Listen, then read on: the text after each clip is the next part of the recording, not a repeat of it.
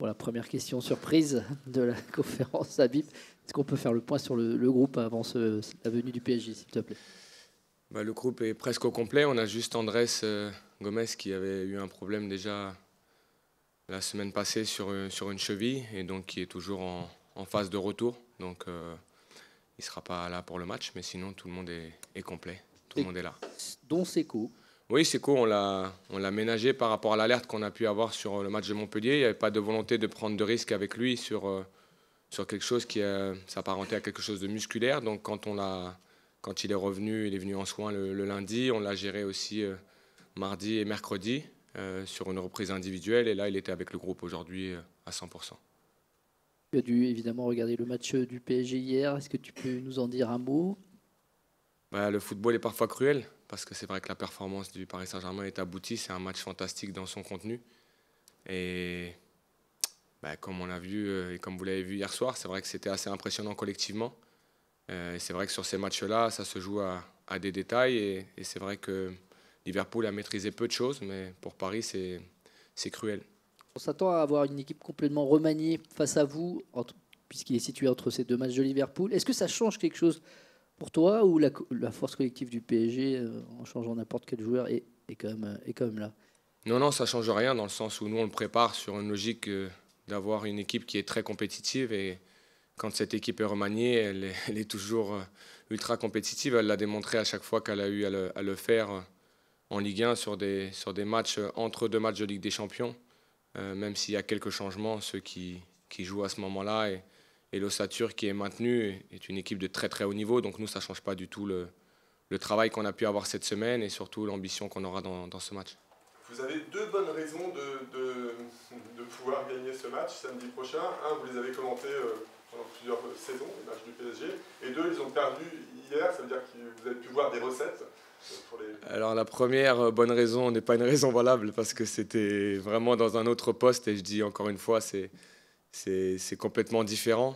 Après, sur la deuxième raison, ces équipes-là se reconditionnent très très vite après des résultats négatifs. Donc on aura une équipe qui aura la volonté de venir au Horizon Park et de gagner. Et nous, la volonté sera la même. C'est-à-dire qu'aujourd'hui, on part du principe que cette équipe est une équipe de très très haut niveau. On les a analysés depuis le début de saison. Et quand je dis depuis le début de saison, c'est parce qu'on les voit, on les regarde, on les voit en Ligue des Champions, on les voit en Ligue 1. Et notre attention, elle se porte sur ce qu'est ce PSG-là, mais pas dans mon rôle que je pouvais avoir avant, c'est dans mon rôle de coach. Et donc aujourd'hui, on doit être sur les détails, on doit être en capacité d'analyser ce qu'ils sont capables de très bien faire et puis d'essayer d'exploiter toutes les petites failles qu'ils peuvent avoir dans leur jeu. Alors il y en a peu, mais ce qui est sûr, c'est qu'on s'est attaché à travailler cette semaine avec une croyance et une ambition intactes par rapport à ce qu'on a mis en place depuis qu'on est arrivé ici. C'est une volonté de gagner un match de football. S'il vous plaît, il y a des micros. Donc soit vous donnez les micros, mais vous parlez pas. On n'a pas de micro.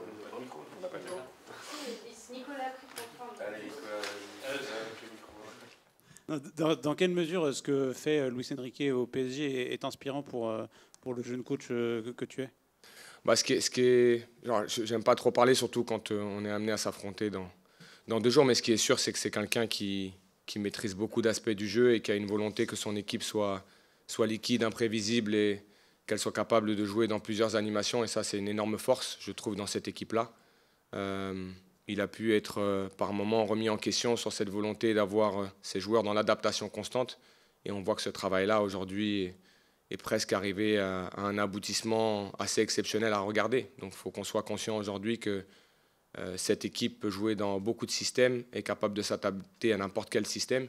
Et ce phénomène d'imposition dont je parle dans le football moderne, hier, il est très important. On a quand même en face une équipe de Liverpool et on connaît la qualité de Liverpool. Et hier, le Liverpool qu'on voit à la télé n'est pas le Liverpool qu'on connaît en Première Ligue ou même en Ligue des Champions. Donc ça prouve à quel point cette équipe est capable d'avoir du contrôle, de changer les intentions des équipes contre qui elle joue. Et ce phénomène d'imposition hier, il est constant. Pendant 95 minutes, on a un PSG qui est souverain dans tout ce qu'il propose. Et c'est pour ça que je dis que parfois le football est cruel. Donc ces entraîneurs-là sont inspirants parce qu'ils ont cette faculté à avoir plusieurs maîtrises de beaucoup d'aspects du jeu. Et on parle souvent de la possession, mais je pars du principe que ces entraîneurs-là maîtrisent tout. Et c'est ce qui fait la force de leurs équipes. Justement, par rapport à ça, par rapport à ce que Luis Enrique a réussi a impulsé à Paris. Il y avait des mots qui revenaient toi, quand tu t'es présenté. Bon, il y a le fameux football liquide, il y a des choses comme ça. Est-ce que à Rennes, ou en tout cas toi dans ton esprit et dans ton idéal de coach, ce que fait aujourd'hui Luis Enrique, c'est un modèle? Non, j'ai pas d'ambition à copier Luis Enrique. J'ai beaucoup de respect pour l'entraîneur qu'il est, mais je veux juste incarner mes idées et être moi, Habib Beye coach, et pas forcément. Vous savez, il y a des gens qui vous croisez dans la vie, que vous regardez, qui sont inspirants, mais il faut incarner vos propres idées et pas dans une copie éventuelle, parce qu'aujourd'hui, je veux être moi. Je veux que le Stade Rennais ressemble au Stade Rennais, que cette identité d'équipe, elle soit implémentée par moi, mon staff, et que les joueurs puissent incarner tout ça. Mais quand je parle du football liquide, c'est un football moderne en fait. C'est-à-dire le football qu'on voit aujourd'hui qui permet d'avoir des équipes imprévisibles. Mais j'admire son travail, mais je ne suis pas du tout dans une logique d'inspiration au quotidien par rapport à un entraîneur ou à un autre. Je veux être moi-même et surtout que mon équipe me ressemble et qu'elle soit capable d'adhérer à ce qu'on lui propose tout simplement. Et comment on fait face à une équipe qui a une qualité technique sans doute peut-être la meilleure d'Europe? On l'a vu hier soir.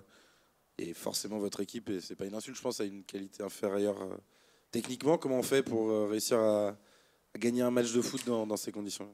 Bah, déjà, ça, pour moi, c'est un constat. Nous, notre job, c'est de trouver les solutions. Et donc, quand on a fait ce constat-là, c'est de maîtriser tous les détails du match. Maintenant, être en difficulté, on sera.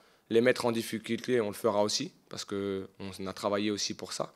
Et cette croyance-là, elle doit exister dans la tête de tout le monde. C'est-à-dire qu'on ne va pas se poser en victime. On sait quelle équipe est le PSG, on sait exactement leurs forces, on sait qu'ils sont invaincus. Tous ces éléments-là, on les a, mais une fois qu'on a fait ce constat-là, c'est soit on décide de capituler et de se dire bah, c'est trop fort, soit on y va avec la tête haute, les ambitions et surtout la volonté de les mettre en difficulté. Et nous, on a travaillé dans ce sens toute cette semaine avec des joueurs qui comprennent quel est le sens de notre ambition sur ce match-là. On ne va pas courber les chines, on sera en difficulté, on l'a dit, on sera solide, on sera ensemble, mais on sera capable aussi de leur montrer la qualité du Stade Rennais. Comme on a pu le faire sur les précédents matchs. Donc ça, cette ligne directrice, elle ne changera pas, tout en faisant le constat que c'est une équipe de très très très haut niveau. La semaine dernière, tu nous disais que tu n'aimais pas, avant de démarrer les matchs, qu'on dise « Oh là, on joue pour faire un match nul ». Cela dit, Rennes prendrait un point contre le PSG, ce serait plutôt un bon résultat, non? Je n'aurais jamais ce discours-là, mais vous voulez m'emmener là-dedans, mais c'est vrai que je n'irai jamais dans ce discours-là. Et la réalité, ça sera le scénario du match. Et je l'ai dit même ce matin à mes joueurs. Je leur ai dit, on se donne l'ambition d'aller chercher ce qu'on a envie d'aller chercher. Et à la fin, il y aura le juge de paix, c'est le résultat. Et on sera en capacité d'analyser la performance et le résultat. La déterminer avant, pour moi, à mon sens, c'est très compliqué. Donc on doit avoir l'ambition aujourd'hui de jouer cette équipe, comme on a joué toutes les autres équipes qui se sont présentées à nous depuis qu'on est ici au club, avec la volonté de les mettre en difficulté. On les a analysés, ils ont des failles, on essaiera d'exploiter ces failles-là. Mais on a pu voir que hier, par exemple, on est face aussi à une équipe qui est exceptionnelle, qui a dû peut-être à un moment donné revoir sa copie. Maintenant, nous, on n'a pas cette ambition de changer notre copie. Mais peut-être qu'elle sera imposée par l'adversaire et qu'on devra être dans cette adaptation par moment dans le match, peut-être très longtemps dans le match, peut-être tout le match, mais toujours avec cette volonté de faire front à cet adversaire et d'avoir l'ambition de les mettre en difficulté pour obtenir un résultat positif. Vous qui les avez vus en tant qu'observateur les années précédentes, on a l'impression que c'est la meilleure version depuis très longtemps qu'on voit du Paris Saint-Germain. On dit parfois qu'ils sont injouables, on a même vu que Liverpool était pas mal. Est-ce que vous le trouvez, vous aussi, que c'est la meilleure version depuis des années Je trouve qu'ils ont un projet commun qui est identifié et qui est très clair et qui est partagé par l'ensemble de l'effectif. Et ça, c'est une grande force lorsque vous avez une équipe de cette qualité-là. Lorsque je regarde la totalité des joueurs qui composent cet effectif, et notamment ceux qui démarrent, la qualité technique de ces joueurs-là est d'un très très haut niveau. Pour que l'alchimie fonctionne, il faut que dans les idées de l'entraîneur, tout le monde réponde à l'exigence. Et je trouve que là, aujourd'hui, on a une équipe où on voit en fait les caractéristiques de chacun s'exprimer pleinement à travers les courses, à travers l'intensité de course, l'intensité de jeu, la disponibilité les uns pour les autres, le sacrifice. Et peut-être que tous ces éléments-là n'avaient pas été vus sur la globalité de l'effectif au sein du Paris Saint-Germain. Donc c'est pour ça aujourd'hui qu'ils sont décrits comme une machine assez exceptionnelle, avec, on l'a dit, une précision dans tout ce qu'ils font, et c'est ce qui les rend très très forts. Habib, pour revenir sur Rennes, et au-delà du match de Paris, on a un peu posé la question la semaine dernière par rapport aux objectifs, on va dire. Parce que les joueurs, il faut forcément les pousser, tu parlais de dynamique, mais les pousser aussi vers des objectifs. Vous êtes, on peut dire, en très très bonne voie pour vous maintenir. Par contre, la Coupe d'Europe, en tout cas la 6e place, elle est à 8 points aujourd'hui. C'est Strasbourg qui est en belle forme, que tu connais bien. Est-ce que quand même, pour toi aujourd'hui en termes de management, l'idée c'est pas d'aller pousser ces joueurs-là quand même à essayer d'aller chercher ce top 7?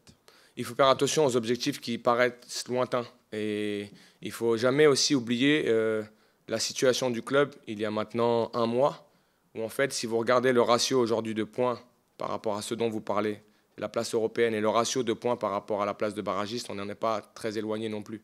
Donc on ne peut pas considérer aujourd'hui, par rapport à ce ratio en haut, ce ratio en bas, qu'on est une équipe aujourd'hui qui doit entrevoir ça. Le challenge, il est posé au quotidien, je vous l'ai dit, dans l'entraînement, et il est posé match après match sur l'ambition de maintenir cette dynamique positive.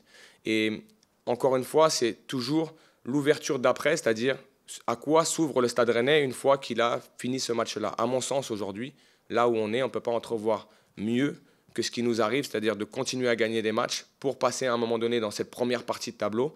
Et une fois qu'on sera dans cette première partie de tableau, peut-être qu'on fixera des objectifs différents. Et réellement, je ne vous mens pas, les objectifs que je pose aujourd'hui à mon équipe, c'est de dire, nous avons gagné 4 matchs sur 5, on a pris 2,4 points par match depuis le début de notre aventure ensemble. Maintenons cette dynamique hyper positive. Et une fois qu'on aura maintenu cette dynamique hyper positive, peut-être qu'il y aura des objectifs qui s'ouvriront à nous. Mais aujourd'hui, au moment où je vous parle, ça ne peut pas être d'actualité, donc ça ne fait pas partie de mon discours au quotidien avec eux. Comment on remplace Diawy Cissé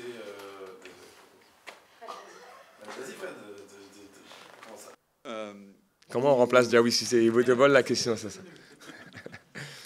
Vous l'avez dit, la force du Paris Saint-Germain, c'est pas seulement l'attaque et la défense, c'est l'affaire de tous, mais quand même, ils sont des joueurs avec des particularités, notamment la capacité à jouer des 1 contre 1 qu'on ne voit pas si souvent que ça en Ligue 1. Est-ce qu'on prépare spécifiquement sa défense à ça? Est-ce qu'on travaille des choses collectivement et individuellement aussi au plan psychologique? Ça tend à prendre la marée tout le temps? Bah, oui, on travaille sur des éléments forcément défensifs quand vous jouez le Paris Saint-Germain. Vous ne pouvez pas être que sur un élément offensif et sur une logique d'imposition de votre jeu, parce que vous savez, et on va être très factuel, personne ne leur a pris le ballon cette année. Quand vous regardez leur logique de possession, il n'y a personne qui a réussi à faire en sorte que le PSG soit en dessous de 50% de possession. Donc ça veut dire qu'à un moment donné, c'est factuel. Il y a de grandes chances qu'ils aient le ballon et qu'on ne l'ait pas. Maintenant, qu'est-ce qu'on en fait quand on l'a? Et donc on a travaillé sur ces éléments-là.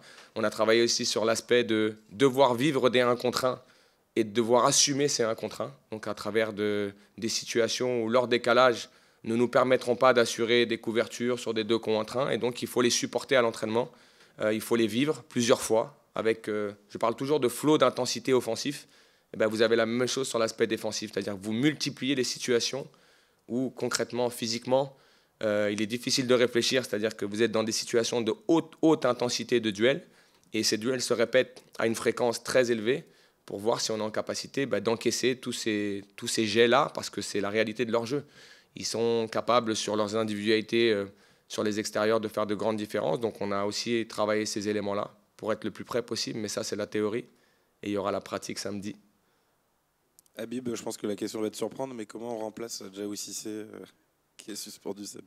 Comment on remplace Diawy Cissé? C'est en ayant un effectif riche comme j'ai à ma disposition. Je vous ai toujours dit que je me concentrais sur les joueurs qui étaient disponibles.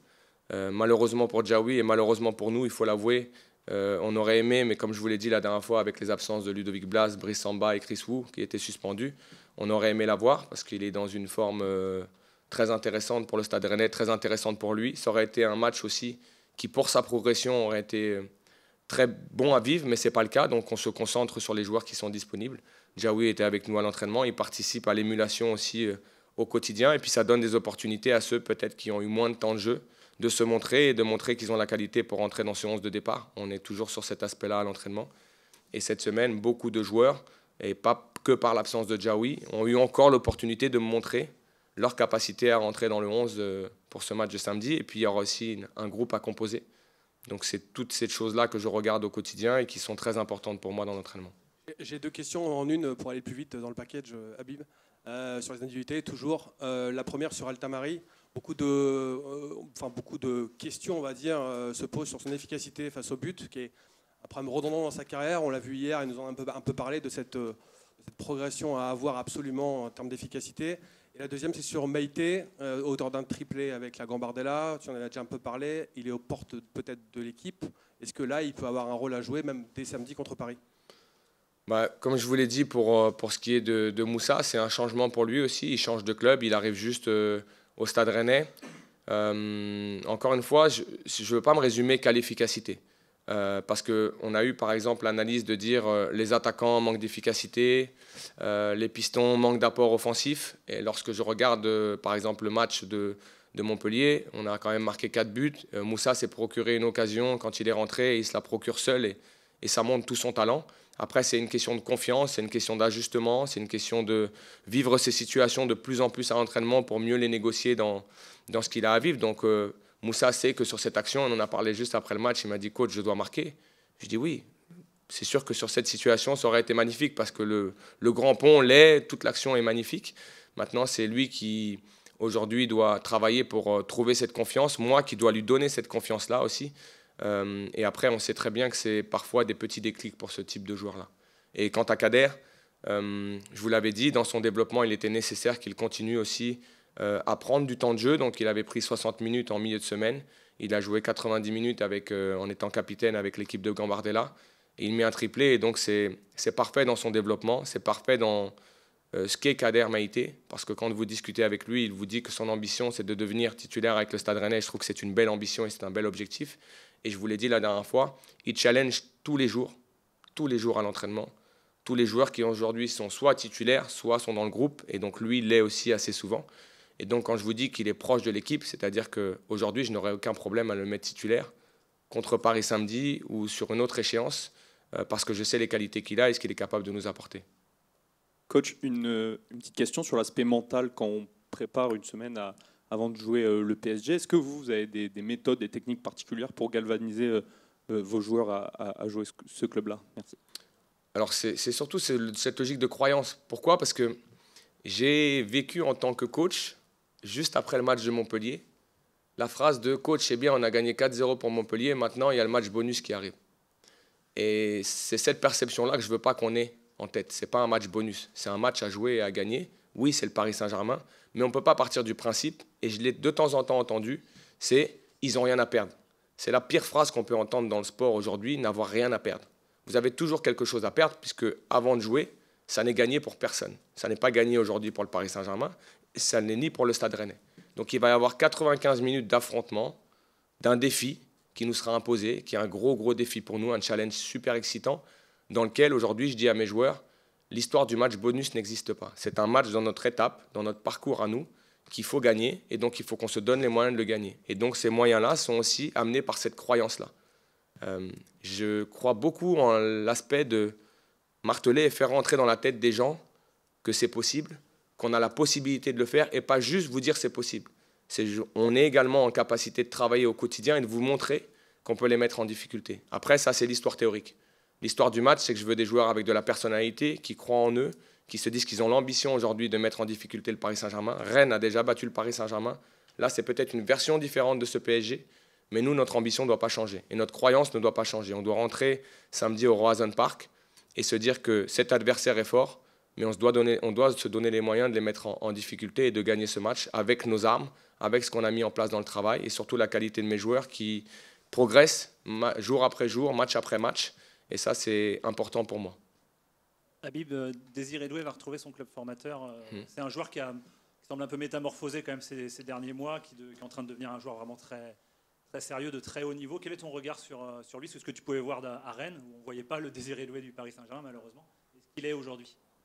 Il a quand même fait des choses ici à Rennes qui ont été marquantes. C'est vrai qu'aujourd'hui, il progresse, mais quand vous êtes dans un club comme Paris Saint-Germain, c'est votre progression naturelle et peut-être à vitesse grand V parce que vous êtes confronté à des compétitions déjà qui vous font progresser. Vous êtes confronté à des joueurs au quotidien et cette ambition-là, elle est aussi importante dans le club dans lequel il est. Après, c'est aussi un petit clin d'œil parce que Paris Saint-Germain profite aussi de l'identité et de la formation rennaise parce qu'on voit qu'il y a des joueurs qui sont des joueurs très importants dans cet effectif-là et donc ça prouve que on travaille bien, même si on n'en bénéficie pas actuellement de ces joueurs-là, mais on en a d'autres qui sont en train d'arriver et c'est très très bien. Ce qui est sûr, c'est que c'est un garçon qui a pris de l'ampleur, qui a pris énormément de temps de jeu, qui joue dans des grands matchs et qui se développe très très vite et qui a des qualités innées et qu'il met au service de ce collectif.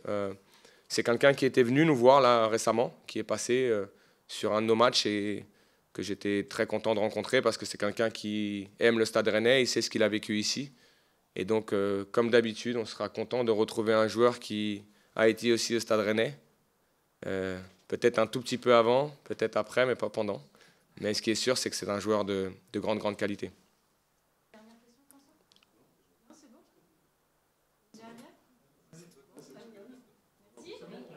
Justement, ce dont on se rend compte, Habib, c'est que Rennes a l'air d'être une équipe du haut de son championnat, enfin de son championnat de deuxième partie. Mais Rennes n'a encore jamais gagné une équipe de haut de tableau. Ça serait, en les accrochant ou en les battant, un bon indice pour la fin de saison et justement pour cette galvanisation dont certains parlaient. Vous êtes toujours sur le fait d'accrocher. Vous ne voulez pas aller encore dans... Non, dans l'idée, on est bien conscient de cet élément-là, sur le fait que, pour l'instant, dans ce que vous appelez être notre championnat, même si je considère que c'est un championnat à 18, mais bien sûr que le fait de gagner contre une équipe qui ferait partie du haut de tableau, très haut de tableau, ça donne encore plus de confiance, ça donne encore plus de crédibilité à ce qu'on veut mettre en place. Maintenant, il y a une réalité à laquelle je vous ramènerai toujours, c'est il y a un mois, le Stade Rennais était en grande difficulté et donc on construit justement cette équipe capable d'enchaîner les résultats, d'avoir de la constance aussi dans la performance. Si on revient sur le match très rapidement de Montpellier, on a une inconstance entre notre première mi-temps et notre deuxième mi-temps. Ce qu'on doit nous gagner dans le temps, c'est d'être très constant pendant 95 minutes et pas avoir cet aspect cyclique. Parce que face à ces équipes-là, vous le payez. Et donc, il faudra qu'on soit plus constant dans notre performance. Mais ce qui est sûr, c'est que gagner contre une équipe comme le Paris Saint-Germain serait un gros coup pour nous, serait aussi quelque chose qui donnerait encore plus de relief à ce qu'on met en place actuellement. Mais ça sera la vérité du samedi après les 95 minutes, quand on se reverra sur la conférence d'après-match. Mais l'ambition est là. Et nous, on doit être capable de croire en notre destin et cette volonté de gagner un défi qui va être un défi très excitant, dans lequel on doit prendre beaucoup de plaisir à vivre ça, vous aussi, et tous les gens qui viendront au Horizon Park, parce que ça sera une belle affiche et on sera là pour la vivre. Habib, Paolo Fonseca était très lourdement sanctionné, alors lourdement ou pas d'ailleurs, en fonction du barème. Alors sans te demander si tu trouves que c'est trop sévère, comment tu imagines pouvoir coacher avec tout ce qu'il ne pourra pas faire et comment tu as vécu son coup de sang? Non, je pense que ça sera compliqué pour lui en tant que personne. Je pas du tout. Je pense que c'est compliqué de vivre ça pour lui après coup. Les regrets peut-être. Maintenant, je veux pas être juge et partie de ces situations-là. Je vous l'ai dit et je vais aller juste sur un aspect, c'est de considérer qu'aujourd'hui, il faut qu'on arrive, nous, coach, à essayer de vivre nos émotions un peu en retrait de ce qui se passe sur le terrain et de considérer que les hommes les plus importants à ce moment-là sont les 22 acteurs, les 3 arbitres et le 4e arbitre qui lui est en dehors du terrain. Mais je pense qu'on a tout à gagner à rester en dehors de nos émotions par rapport à ces moments-là. On est humain et par moments on dévie de ces éléments-là. Mais c'est sûr que c'est une situation qui ne doit pas être simple pour lui aujourd'hui. Et par contre, je ne suis pas là pour juger la sanction. Maintenant, j'essaye en tant que coach de garder cet exemple d'émotion froide pour me concentrer sur mon équipe et ne pas avoir à vivre ces moments-là qui peuvent parfois être déviants et pas forcément adaptés à ce qu'on vit. Donc voilà, c'est tout ce que je peux dire sur cette situation. Merci à vous. À samedi, pas demain. Bonjour.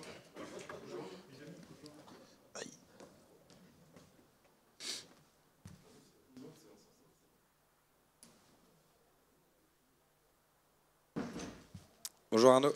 Bonjour. Bon, qu'est-ce que tu as pensé du PSG que tu as vu hier? En plus, on sait que toi, tu as un attachement particulier, sans doute, pour ton club formateur. Qu'est-ce que tu as pensé de cette performance? Honnêtement, déjà, j'ai pris beaucoup de plaisir devant le match, comme je pense comme nous tous, parce que c'était un très beau match à voir. Paris a mis beaucoup d'intensité, que ce soit d'intensité physique, mais même technique. Il y a eu très peu d'erreurs. Et comme on a tous suivi, il y a eu ce but à la fin du match qui font qu'ils ne repartent pas avec la victoire. Mais ils ont laissé une bonne impression. Et moi, devant le match, ça m'a donné beaucoup de motivation voilà, pour samedi, parce que ça me donne envie d'être prêt et je sais à quoi m'attendre avec cette équipe. C'est ça, tu es plus sur l'envie de te mesurer à cette équipe-là ou est-ce que honnêtement, il n'y a pas un peu de peur quand on voit le niveau de ce Paris-là depuis plusieurs semaines? Non, toi, c'est... Non, ça me donne envie voilà, de me challenger, de voir où on en est aussi, nous, en tant qu'équipe.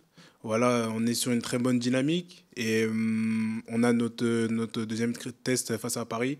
Une équipe qui performe à domicile au Roazhon. Donc, ça va être un beau match, je pense, à regarder et à jouer surtout. Est-ce que c'est un atout de les jouer entre deux matchs européens ou pas finalement? Je pense que le calendrier est fait ainsi. Est-ce que après c'est un atout ou pas, ça c'est autre chose. Mais c'est sûr que là, ils vont revenir aussi revanchards parce qu'ils vont vouloir aussi démontrer le contraire, être capable de mettre beaucoup plus d'efficacité, d'être tueurs. Et ils sont toujours invaincus aussi en championnat. Donc je pense aussi qu'ils vont vouloir garder cet aspect-là. Maintenant, à nous, voilà, de rentrer avec beaucoup d'ambition, de caractère et voilà, de jouer notre jeu. Là, du match de Paris, Arnaud, vous êtes quasi maintenu, en tout cas pas très loin, on pense, du maintien. Par contre, vous êtes loin de Strasbourg, ça fait 8 points de la 7e place, qui peut être qualificatif pour une Coupe d'Europe.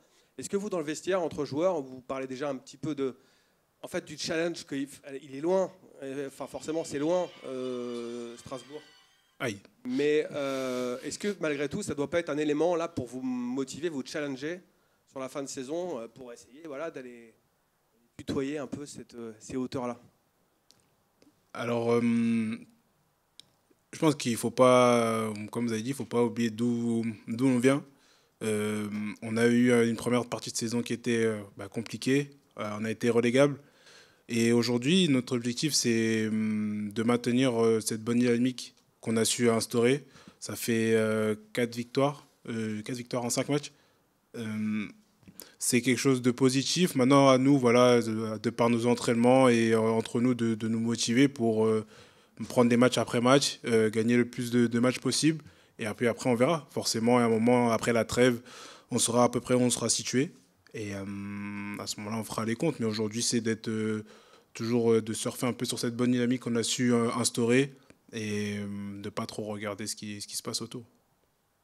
À titre perso, ouais. Tes stats, tu les regardes quand même forcément de près. Quand on est avant-centre, on regarde ses stats un peu. Tu penses tu es pas très loin de ta meilleure saison en carrière, je veux dire but en carrière. Est-ce que ça a dit des choses, ça, au-delà des pénaltys, on dit beaucoup de pénaltys. Est-ce que ça dit des choses comme sur une progression? Comment tu vois ça?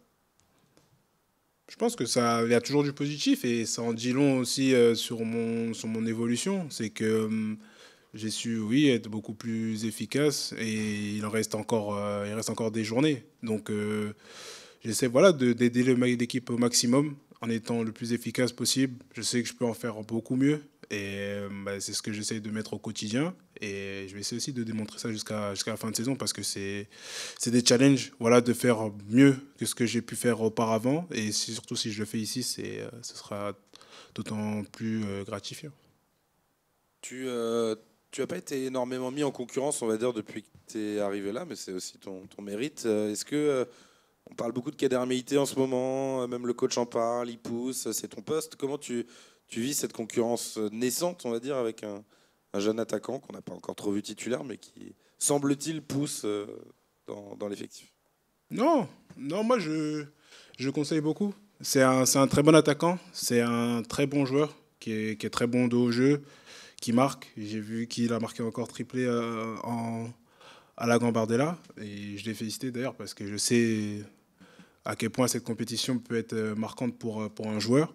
Et c'est à lui de progresser, de prendre son temps. Il est jeune et il a un potentiel qui est monstre. Donc moi, je suis là simplement pour l'accompagner. Après, moi, la concurrence, pas concurrence, moi, je suis là juste simplement pour moi. Moi, je fais ce que je dois faire, c'est-à-dire être bon sur le terrain, aider l'équipe lorsqu'on me demande. Et après, vous savez, c'est le coach qui fera les choix. De toute façon, on a un coach qui se cale pas sur le statut d'un joueur. Si on l'a vu avec Diawy. Si tu es bon, tu joues. Donc, ce sera son cas aussi à lui. Et j'en ai pas de doute qu'il sera capable aussi de nous apporter comme il a pu nous le faire sur certains matchs. Juste pour compléter la question, mais la concurrence, oui, mais il y a aussi la possibilité que vous jouiez tous les deux. Parce que ça, c'est quand même une vraie option. J'imagine que c'est plutôt là-dessus, en tout cas à l'entraînement, que vous avez plutôt expérimenté des choses, quoi. Tout a été testé et comme vous l'avez dit, on est à la possibilité aussi qu'on puisse jouer ensemble. C'est un joueur sur qui moi j'aime particulièrement ce style parce que c'est quelqu'un qui peut occuper une défense et sur laquelle je peux tourner aussi autour de lui. Mais tout ça, après, ça reste du domaine du coach. Vous savez, moi, je suis simplement le joueur et je m'adapte avec les joueurs avec qui je joue et je me donne le maximum. Comment tu vois ton rôle face à une équipe comme le PSG? Est-ce que c'est frustrant de jouer le PSG quand on sait qu'on ne va pas avoir beaucoup de munitions, souvent des miettes? Comment tu les as traversés ces derniers matchs contre le PSG? On sait que la possession va être peut-être écrasante du PSG. Faut rester froid mentalement parce que pour jouer Paris, faut se sacrifier pour la victoire. On doit se pousser dans un objectif commun qui est de gagner. Et moi, ça ne me dérange pas de me sacrifier. Je sais ce dont on me demande dans ce genre de match. Et aujourd'hui, je suis préparé pour faire ce qu'on me demande en tant que joueur pour aider l'équipe.